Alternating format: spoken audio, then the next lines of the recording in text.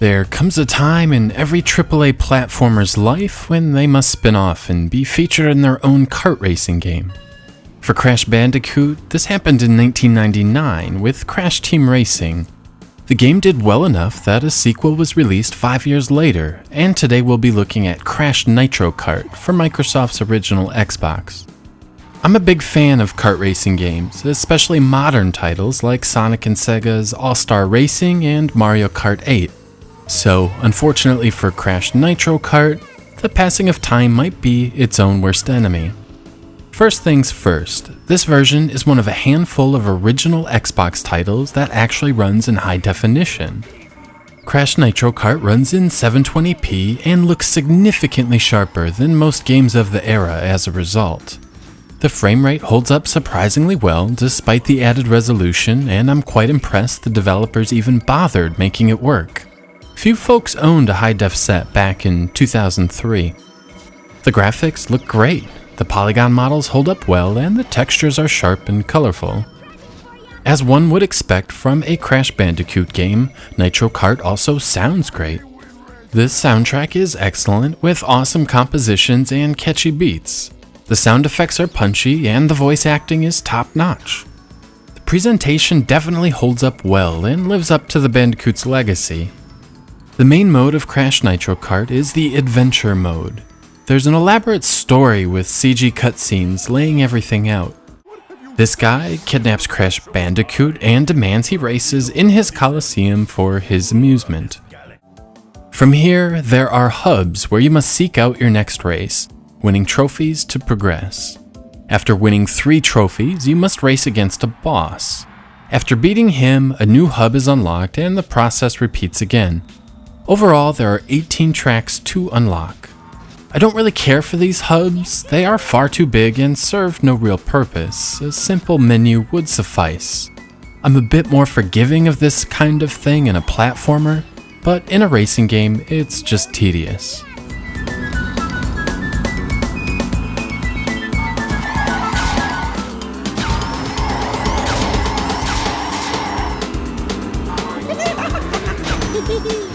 While Crash Nitro Kart gets the technical parts correct, I'm less than impressed with the gameplay, specifically the boost mechanic.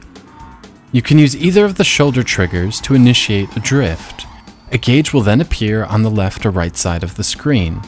Once the gauge turns red, but before it expires, you must then press the other trigger button to get a boost.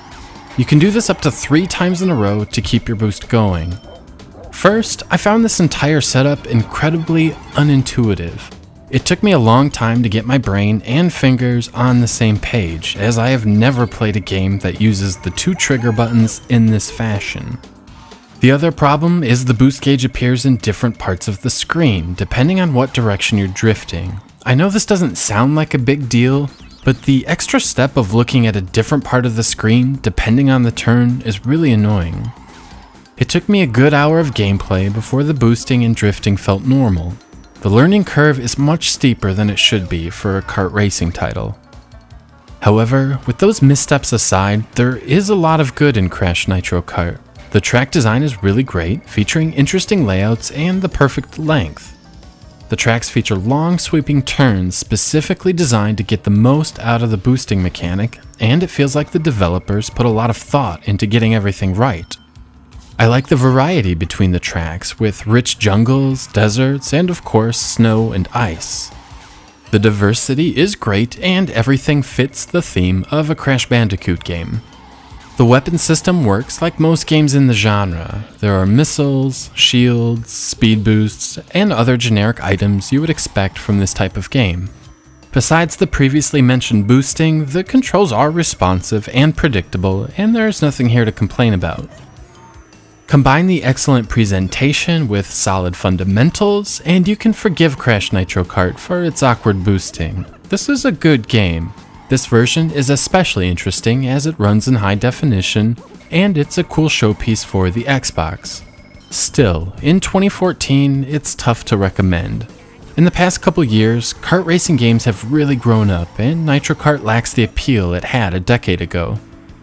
Crash Nitro Kart gets just about everything right, but doesn't stand out in any specific area. Fans of the genre should still have some fun. 3 out of 5.